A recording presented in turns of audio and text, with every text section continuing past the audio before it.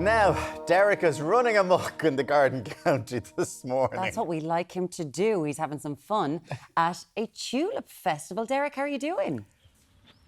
Running amok is right, guys. I can't believe I've got short sleeves on and it's the 22nd of April. Anyway, welcome down here. The sun is shining with us in Powerscourt Estate. We're down in County Wicklow right across the morning. Head gardener Alex Slazenger. Is that right, Alex? Oh, you pronounced it correctly. Well done. I've been rehearsing that. Tell us about the name. Where did it come from? Yeah, so the family was originally between Germany and Poland, a place called Silesia. And we moved then to Manchester and we started making umbrellas. So we were the Slazenger Sports Equipment. We then got the contract with Wimbledon to supply tennis balls, and everything really rolled on from there. And then he moved here to Powerscourt. We moved here to Powerscourt. Now the reason being was sustainability. So my grandfather was a physicist and an engineer, and he saw the potential with hydropower. So with you now as head gardener, it's come full circle, right? Full circle, and sustainability really is at the core of everything we do here. Now, talk us through the Tulip Festival here, Seth. Yes. It's up and running. Yeah, so the Tulip Festival runs till the 11th of May. We've got over 30,000 tulips, botanical and hybrids. Also though, we have bulbs. So we've got loads of naturalising bulbs, daffodils, scillias, chinodoxa, muscari, eramus. So really good pollinator plants as well, and that's the way we're going. Naturalising bulbs means you plant them once and they keep going year on year. In terms of the tulips, I suppose we associate them with Amsterdam, right, and the Yes, tulip fields yeah. over there. I mean, it's great to see this here in Ireland now, right? Absolutely, and look, the weather's on our side now. We For haven't once. had a good run. It felt like it's been raining since November, but we're getting a good bit of weather now, and the place is drying up. Things are starting to bloom, so it really feels like late spring, early summer. Tulips themselves as well, good pollinator plants. Some of them are. So the hybrids aren't great, but what's better is botanical tulips. And we're starting to introduce a lot more botanical species. They're going to naturalise over the next coming years, so we only have to plant them once and enjoy them each year.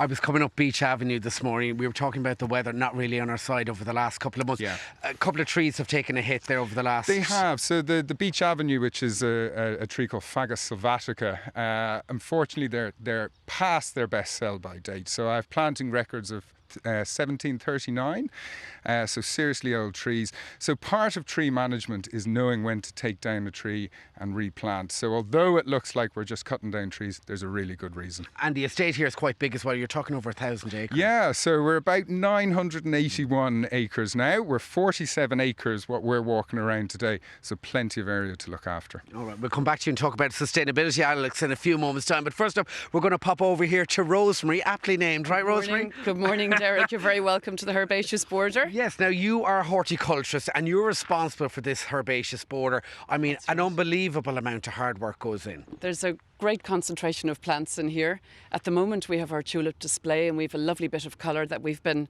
waiting quite a while for. I believe this year. you've been planting bulbs at 8:30 at night and in November, a dark winters now, To right? get the job done, yes, absolutely. How many are you talking are planted in terms of the tulip bulbs? Well, we've 15,000 in here at the moment. We give them 2 years and then we take them out. But there's one little tulip that we leave. Well, we've 3 varieties of species or botanical tulip that we leave in the ground. Which we're And going to they are get to in a few moments' time. Naturalise. In terms of the colour, what's coming up now over the coming months? Well, we have some beautiful varieties here. Le Brige, it's a member of the Triumph group. There are 15 different groups of tulips, and we've examples from them all. We've Mistress, another lovely Triumph. We have Appledorn's Elite, which is from the Darwin hybrid group. So we have a lot, and the colour is fabulous at the moment. And then into May and June, then with the peony rose coming up here behind us as well. Yes, I've one of those at home, beautiful. That's right. As the tulips fade, all our other herbaceous perennials will be coming on. So we have our peonies, that'll be the next blast of colour. Beautiful pale pinks through to deep magenta. I've a lovely double one at home now. Oh, It's they're gorgeous, just yeah. beautiful. They're Yeah, beautiful. gorgeous. And we have nice handmade supports here. I've made these out of dogwood to support the peonies. So the stems and the heads grow through the side supports. And because the heads are so big and heavy, the side supports hold them up. We so were they talk- act as support. Absolutely. We're talking about botanical roses, and this is how tulips should look normally, right? Exactly. This is more like what they look like in the wild. Now, this is a beautiful one called Hunky Tonk from the Batalini group.